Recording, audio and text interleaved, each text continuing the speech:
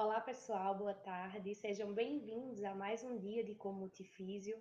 E é com muita alegria que eu estou aqui. Eu me chamo Marcela Pimentel e estou aqui para conversar com vocês um pouco sobre tecnologia, M-Health e envelhecimento. Quais são os seus potenciais? Antes de mais nada, eu gostaria de me apresentar. Eu sou graduada em fisioterapia pela Universidade Estadual da Paraíba. Sou mestranda em ciência e tecnologia em saúde. Tenho pós-graduação em fisioterapia neurofuncional adulta e infantil. Atualmente sou professora substituta na área de fisioterapia neurofuncional, também na UEPB. E sou sócia fundadora da Senior Saúde Móvel, uma empresa que desenvolve tecnologias para o cuidado na saúde do idoso.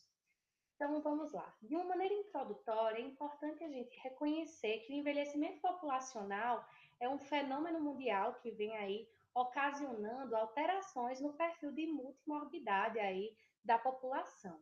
De acordo com dados da Organização Pan-Americana de Saúde, o número de idosos triplicará nas Américas nas próximas 3 décadas, o que significa dizer aí uma implicação de 13% da população é representada pela população idosa. Já no Brasil, de acordo com dados do Instituto Brasileiro de Geografia e Estatística, nós temos 28 milhões de idosos. E esse número aí, ele tende a passar de 8 milhões para 28 milhões nas próximas décadas. E por que que isso é importante de ser reconhecido? Porque nós sabemos que os idosos possuem características clínico-funcionais e também sociofamiliares bastante peculiares, eles possuem necessidades específicas, e isso vem aí provocando um verdadeiro desafio para os modelos tradicionais de assistência, que precisam aí se remodelar para atender todas as necessidades dessa população que só cresce. Então, é importante que a gente saiba que o processo de envelhecimento acarreta uma cascata de alterações, provocando tanto mudanças morfológicas quanto funcionais, e aí nós vamos ter repercussões musculoesqueléticas, cognitivas, cardíacas, alterações no nível de comportamento sedentário do idoso, nós vamos ter alterações, de um modo geral, na sua funcionalidade, na qualidade do sono do idoso. Então, é importante a gente observar que existe aí um comprometimento globalizado, né, que esse processo vai ocasionar. E isso implica em quê? Em aumento nas condições crônicas e multimorbidades. Isso vai exigir, né, dos serviços de saúde aí uma maior prestação de serviços. O idoso ele consome mais serviço, ele consome um maior número de fármacos, são mais hospitalizados, buscam mais por especialistas, e isso aí se volta como um verdadeiro desafio de saúde pública, né? E esse maior consumo de serviços, todas essas características específicas, elas precisam ser pensadas, porque estratégias precisam ser desenvolvidas para atender essas necessidades que cada vez mais estão aumentando. E de que forma a gente pode pensar em modificar esse processo para que o idoso ele não precise, né, buscar uma instituição de longa permanência, ele precise visitar menos o hospital e serviços especializados de uma maneira geral. Nós precisamos pensar nisso, e estratégias plausíveis para esse tipo de serviço são as estratégias tecnológicas.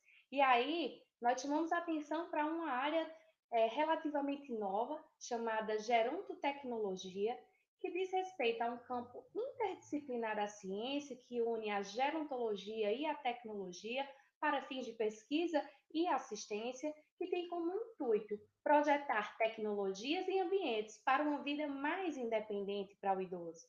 De uma maneira geral, o objetivo desse campo interdisciplinar é favorecer saúde, conforto e segurança de uma maneira geral para os idosos.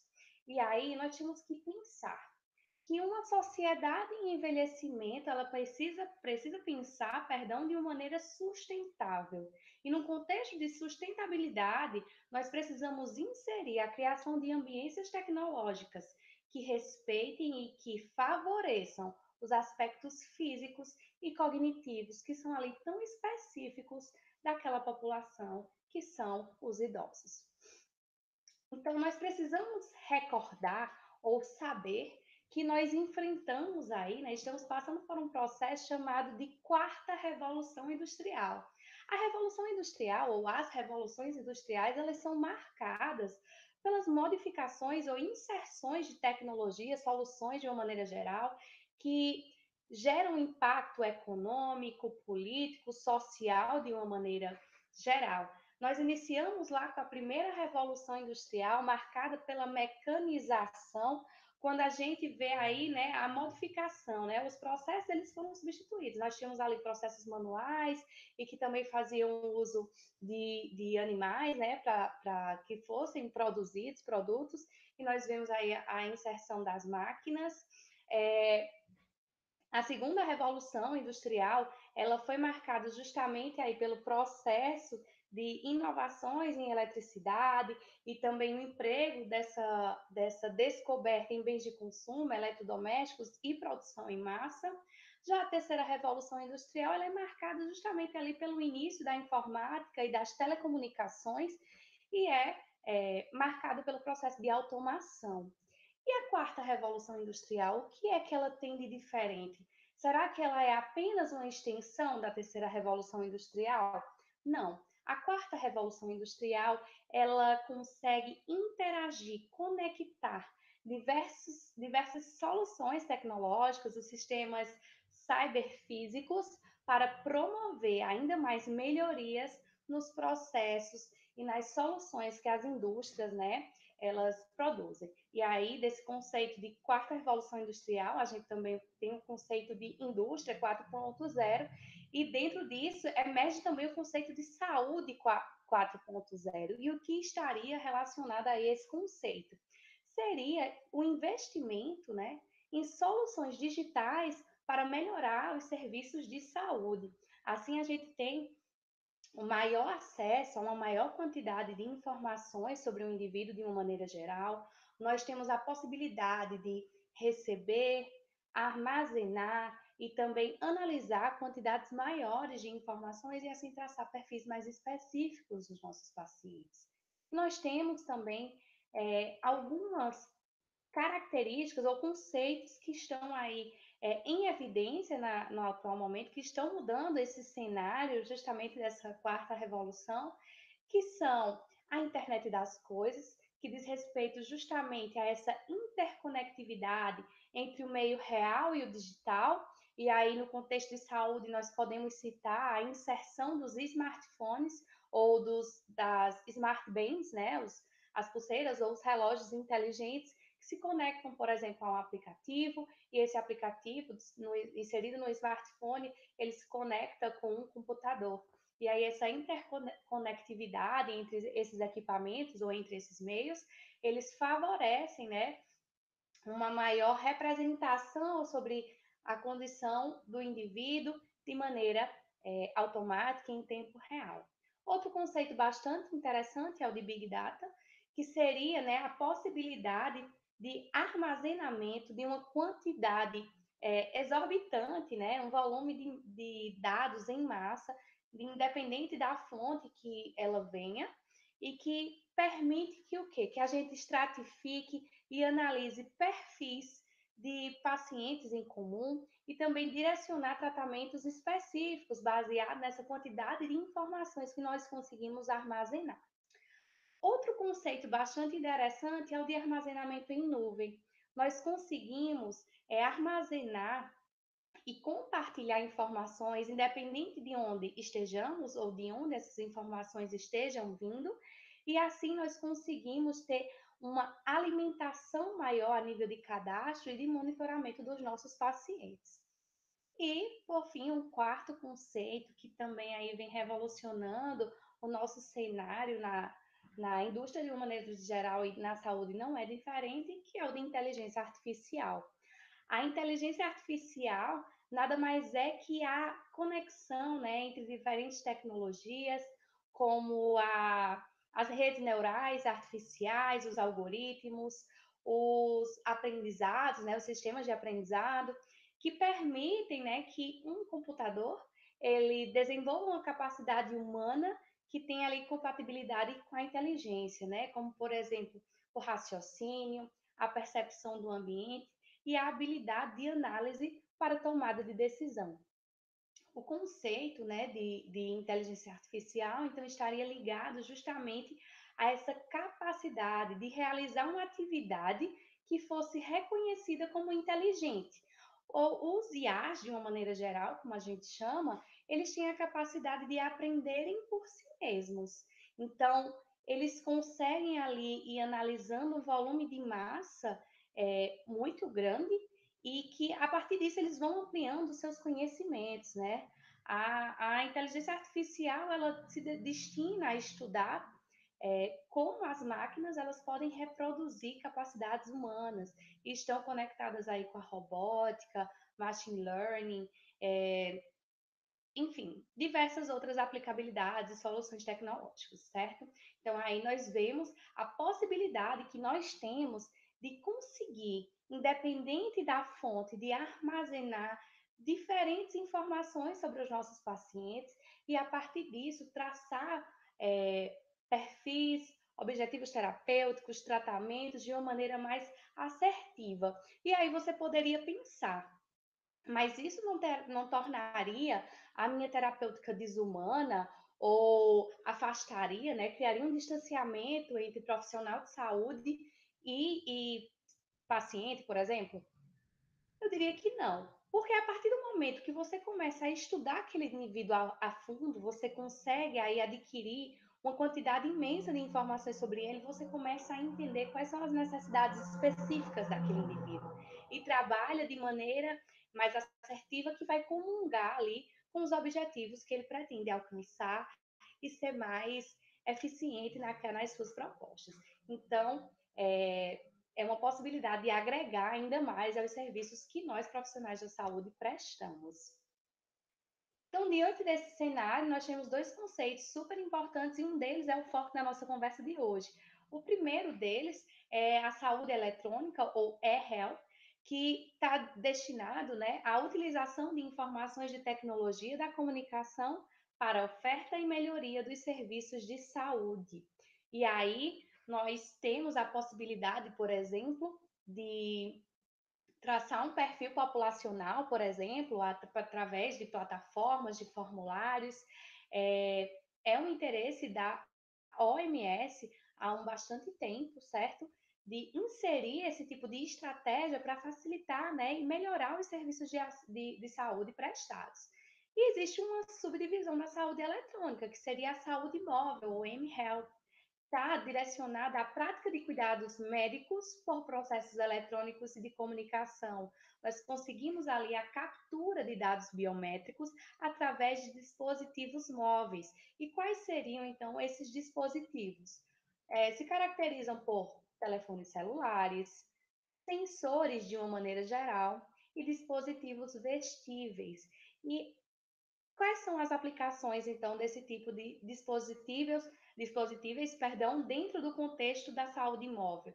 A gente pode fazer um rastreio populacional, podem ser realizados tratamentos e também a nível preventivo, ações preventivas podem se beneficiar desse tipo de estratégia, podem ser utilizadas para fins de diagnóstico e também para fim de mensuração e de monitoramento de uma maneira geral. A saúde móvel permite, então, as capturas de informações ali em tempo real sobre determinado indivíduo. E isso tem aí uma valia imensa para todos os serviços de saúde. Dentro desse contexto, eu gostaria de chamar a atenção para uma categoria específica, chamada de dispositivos vestíveis, que nada mais são que a utilização de sensores embutidos em diversos recursos, como relógios, como roupas, que se acoplam ao corpo do usuário, né? E através de sensores sem fios, nós conseguimos fazer um monitoramento contínuo do indivíduo de uma maneira minimamente invasiva e assim garantir a privacidade e independência do indivíduo ao mesmo tempo que você está ali captando informações, certo? Então, os dispositivos vestíveis, de uma maneira geral, eles integram uma categoria de objetos que têm conectividade IoT, que nós mencionamos, né, um pouco atrás. Essa essa possibilidade, né, de se conectar com outros dispositivos e a partir disso a gente conseguir ali armazenar uma boa quantidade de informações sobre o indivíduo em específico. Então a gente vai poder monitorar e registrar essas informações em tempo real através de tecnologias vestíveis. E quais são as categorias aí que chamam ou que têm ganho bastante destaque dentro do contexto dos dispositivos vestíveis? São os smartwatches ou as pulseiras inteligentes. É, eles são caracterizados por serem dispositivos hands-free, né? Então você só precisa colocar lá o seu relógio e ele começa a capturar informações de maneira automática e você não precisa estar manipulando aquele relógio para que ele execute sua função de uma maneira adequada. Então, eles também têm uma característica de serem biocompatíveis e são confortáveis de usar, não gera nenhum desconforto para o indivíduo. Eles têm uma alta taxa de aceitação pelos usuários, têm um potencial de comunicação direta com o usuário, e aí a gente também consegue falar de um conceito de interoperabilidade. Eles oferecem, por fim, uma possibilidade ilimitada de aplicações. Então, dá para a gente brincar, né, com várias possibilidades de analisar cada vez mais e conseguir dados cada vez mais precisos e valiosos sobre os nossos pacientes, utilizando as pulseiras ou os relógios inteligentes.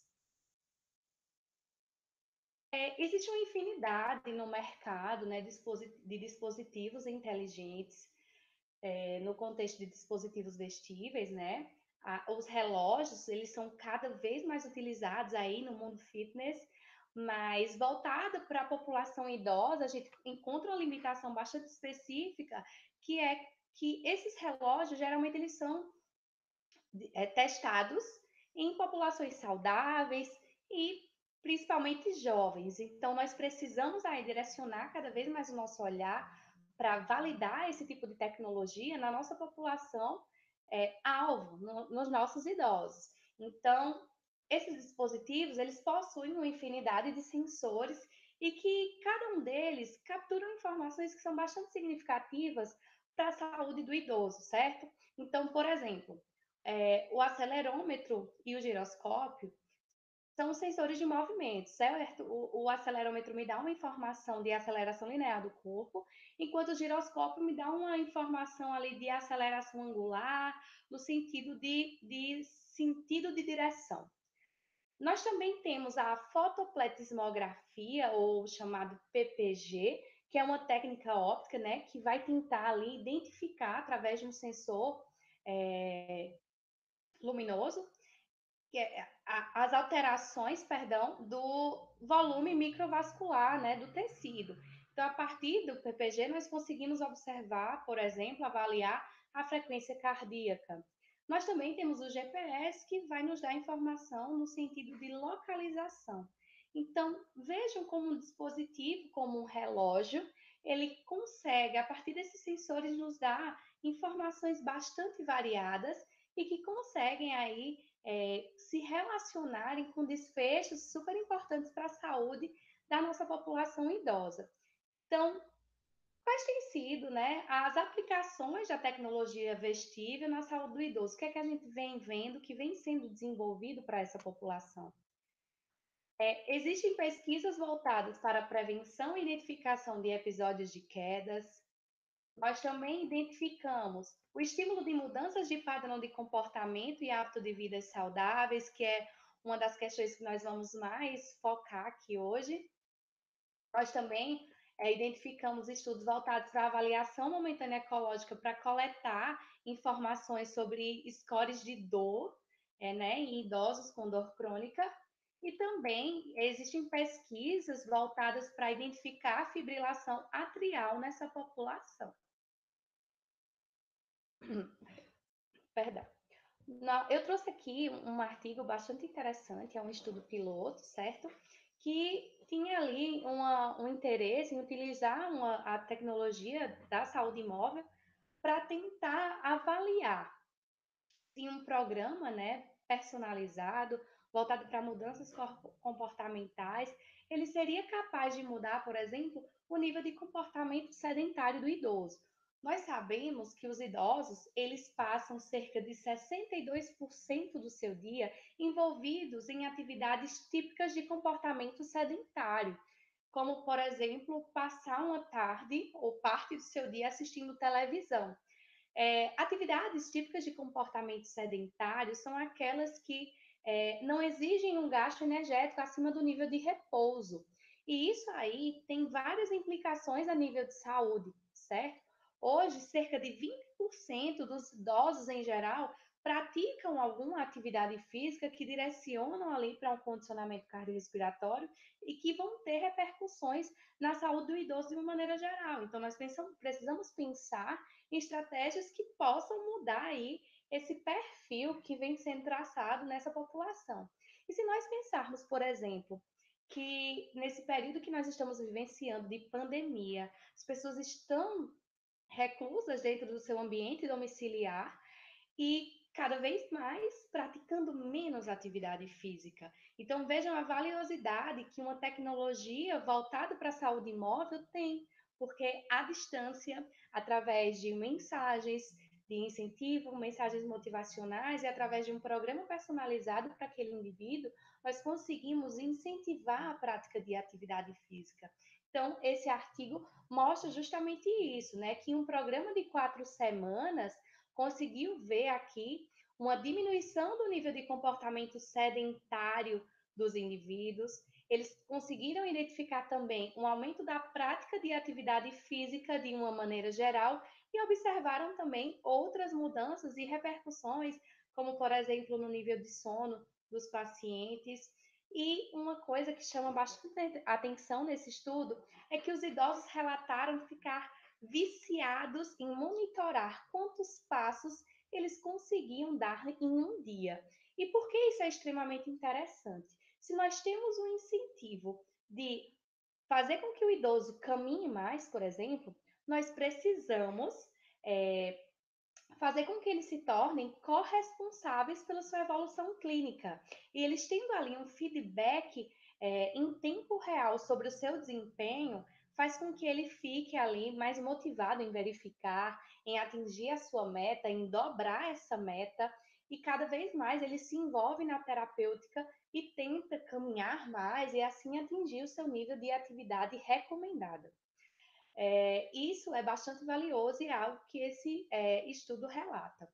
Esse outro estudo, também direcionado, aí, ele utilizou também dispositivo vestível em um programa em uma comunidade rural, e eles quiseram observar dentro de um programa de 13 semanas, em que as primeiras 6 semanas estavam direcionadas a um treinamento voltado para a capacitação do idoso, para o uso com a tecnologia. Eles mostravam, né, de que forma esses idosos deveriam realizar sua atividade física, que nesse caso era um programa que incentivava a caminhada. Eles passaram 6 semanas com essa terapêutica, né, direcionada ao treinamento. Uma semana eles descansaram e nas 6 semanas seguintes, esses idosos passaram por uma etapa de autogestão. Eles só recebiam as mensagens, não tinha mais ninguém ali tentando treinar ou tentando fazer com que esse idoso criasse mais interação com a tecnologia. E o que é que eles viram? O grupo, né, que passou mais tempo fazendo ali, recebendo maiores informações e tudo mais, eles tiveram melhora na aptidão física, tiveram melhora nas medidas antropométricas e também na avaliação geriátrica de uma maneira geral. E, mais uma vez, a gente consegue tirar o idoso desse comportamento sedentário e fazer com que ele se envolva mais em atividade física. Esse artigo é uma revisão sistemática, né, com meta-análise. Eles também avaliaram, né, as intervenções que utilizaram a saúde móvel para melhorar de uma maneira geral, né, o nível de comportamento sedentário, a atividade física e a aptidão física dos pacientes. E eles conseguiram observar uma diminuição em 6 estudos que eles incluíram. Eles conseguiram observar uma diminuição no tempo sedentário desses idosos, aumento nas taxas de atividade física e a melhora na aptidão física de uma maneira geral. Então, eu chamo atenção para esse tipo de recurso que nós temos para incentivar a prática de atividade física nessa população, que por vezes nós achamos que os idosos, eles não têm interesse pela tecnologia, eles não vão se adaptar, mas que nada mais é do que uma necessidade sustentável dessa criação de ambiência tecnológica para o idoso e fazer com que a gente consiga ali inseri-los nesse ambiente. Uma das dificuldades, né, a gente sempre escuta é de como a gente consegue inserir o idoso nesse meio tecnológico. Ah, tem boa adesão? Quais são aí as limitações que vocês encontram para a utilização dessa tecnologia voltada para a saúde do idoso? E aí eu trouxe esse artigo, é de 2018, que fala justamente, né, dos facilitadores e das barreiras desse tipo de tecnologia na saúde do idoso, né, aqui é, voltada mais para avaliação cardíaca. E aí, o que é que a gente identifica nesse material? Eles avaliaram três condições, certo? Relacionadas à própria pessoa, eles tinham que analisar, baseados nas perspectivas sobre ele, quais eram as barreiras e os facilitadores, relacionados à tecnologia e relacionados ao contexto de uma maneira geral. E o que é que se observou? Que uma das principais barreiras era a falta de conhecimento, a diminuição da percepção sensorial, que é algo que já é acarretado pelo próprio processo de envelhecimento, e a falta de necessidade de tecnologia, porque às vezes ele já recebia, por exemplo, informação no seu ambiente ali de equipe médica sobre o uso de medicação, por exemplo, de como ele deveria gerenciar a sua medicação. E quais seriam os facilitadores que foram identificados nesse artigo? A experiência anterior com a tecnologia móvel e a vontade de aprender. Relacionados à tecnologia, eles identificaram uma interface mal projetada, e aqui eu chamo a atenção que nós devemos pensar nos critérios de usabilidade para inserir os idosos nesse contexto tecnológico, porque nós sabemos das repercussões visuais que o idoso pode ter, de percepção sensorial de uma maneira geral, de que forma nós estamos projetando as letras, os ícones, qual é a forma que fica mais fácil desse idoso trabalhar e identificar o que ele deseja usar naquela interface. Então, isso foi identificado como uma barreira. O custo da tecnologia também foi identificado como barreira, e um dos facilitadores foi a facilidade geral de uso para algumas aplicações e a presença de alguns recursos úteis, como, por exemplo, a gente pode pensar nos aplicativos que facilitam o uso da medicação, né? Com os lembretes, você registra lá qual medicação você tomou, qual você pulou, qual é o tipo de medicamento que você precisa ingerir, se é um comprimido, se é em gotas, enfim, foi citado como facilitador. Relacionados ao contexto, o que é que a gente teria? Uma renda limitada foi identificado como barreira, então aí a gente sempre vê a questão socioeconômica como um gerador de impacto negativo, e como facilitador nós temos um treinamento adequado, a recomendação médica, veja a importância aí da valorização da indicação da equipe, e o equipamento quando é gratuito. Uma das questões que foi bastante discutida nesse artigo é sobre esse processo de imersão tecnológica que nós precisamos enfrentar junto ao idoso. Nós sabemos que o idoso tem um declínio na sua memória de trabalho, ele tem, de uma maneira geral, uma dificuldade no processo ali de armazenamento das informações. O que isso quer dizer? Que eu vou precisar de mais tempo capacitando o idoso para o uso dessa tecnologia. Então, nós precisamos pensar que nós precisamos, antes de simplesmente entregar um relógio para o idoso, passar por esse processo de treinamento, fazer com que ele crie ali uma intimidade com a tecnologia, e a partir disso, né, estando junto a ele, enfrentando as dificuldades que ele vai sentindo, você vai mudando, conseguindo mudar a relação que o idoso tem com a tecnologia.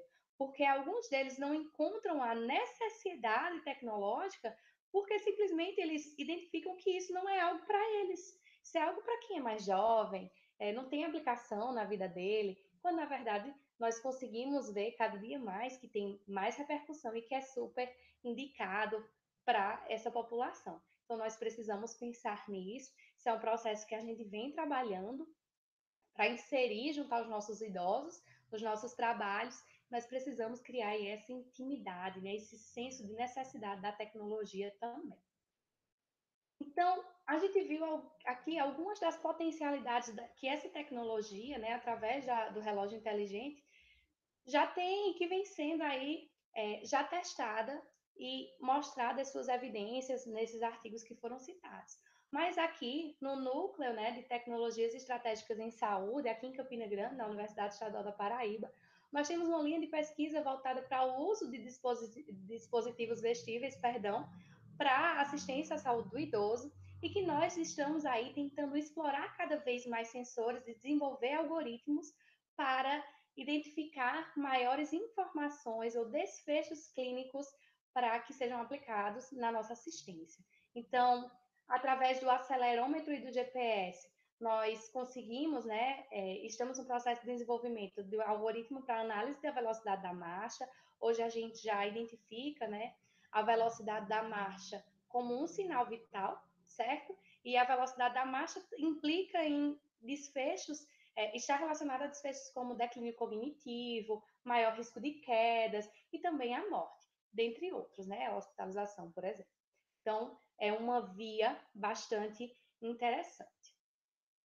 Outra aplicação é o acelerômetro, né? Que a partir do algoritmo de passos para passos diários, nós conseguimos aí traçar estratégias de planejamento para o incremento da prática de atividade física, e isso tem dado resultados bem bacanas. Através da união aí, ou da relação de acelerômetro e giroscópio, também já foi desenvolvido um algoritmo para detecção de quedas, e a gente sabe que é uma população que está cada vez mais propensa a esses episódios, e através desse tipo de algoritmo e de funcionalidade e aplicação inserida nesse relógio, nós conseguimos aí tentar oferecer uma assistência imediata, né, cada vez mais eficaz e rápida. Outro tipo de algoritmo, né, que nós estamos em desenvolvimento é a partir da análise das informações obtidas através do giroscópio e da fotoplethysmografia, que nos dá informações sobre a variabilidade de frequência cardíaca, que implica informações específicas sobre o nosso sistema nervoso autônomo. Hoje a gente sabe que a variabilidade de frequência cardíaca está inteiramente relacionada a um declínio cognitivo, por exemplo. Então, nós conseguimos aí, durante esse tempo, desenvolver esse algoritmo que está em processo de refinamento, para a gente justamente rastrear esse idoso por um período, pensando sempre a longo prazo, para tentar identificar cada vez mais cedo episódios adversos à saúde desse idoso. Nós também temos, né, através das informações obtidas através de acelerômetro, giroscópio e do PPG, nós conseguimos observar, desenvolver algoritmos para padrões de sono, identificar como tem sido a qualidade do sono desse idoso, se ele tem acordado muito, por exemplo. Nós sabemos que os idosos eles estão cada vez mais propensos, né, a ter alterações negativas do sono. Nós também conseguimos, através das informações desses três sensores, obter informações sobre despertares noturnos. E o que é que a gente quer dizer com isso?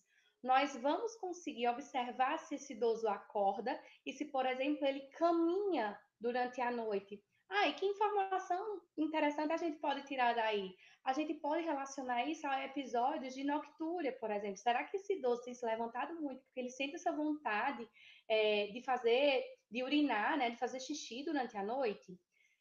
Será que esse idoso ele está com esse despertar noturno porque ele já tem um episódio de insônia ali instalado, ou ele está com alguma outra preocupação ou condição adversa à saúde?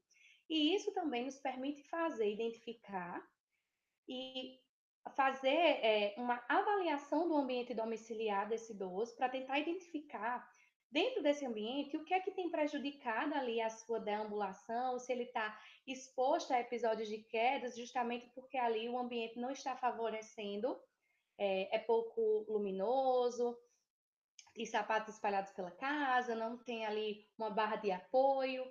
Então, isso é uma informação, essa é uma informação bastante importante que a gente tem explorado bastante dentro da nossa linha de pesquisa aqui no NUS.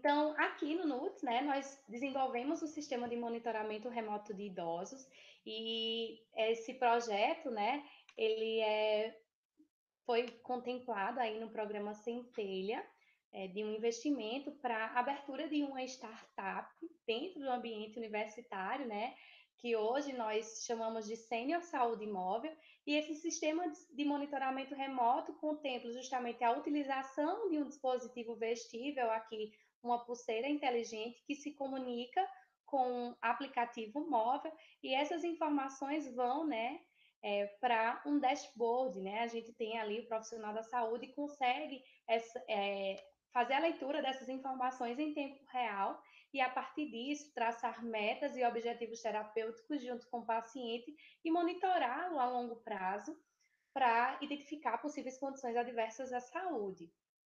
Hoje, nós também já temos o nosso aplicativo personalizado, se chama Senior Saúde Móvel App, e nesse aplicativo, todos aqueles desfechos que eu citei para vocês, que nós conseguimos obter através das análises das informações obtidas pelos sensores sobre sono, número de passos, minutos ativos, qualidade do sono de uma maneira geral, frequência cardíaca, todas essas informações são contempladas nesse aplicativo e muitas outras funcionalidades vêm sendo desenvolvidas para os nossos idosos. Hoje, nós já utilizamos essa ferramenta no contexto da fisioterapia.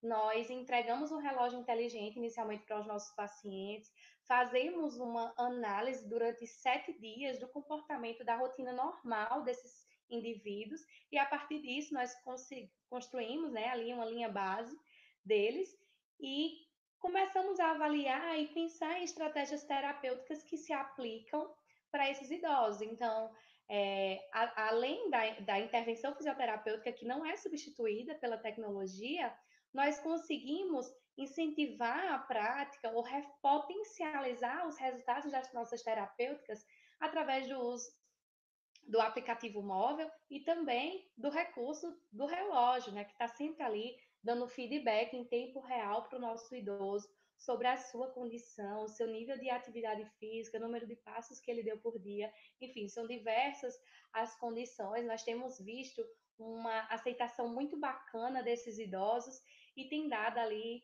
uma resposta muito positiva para a gente.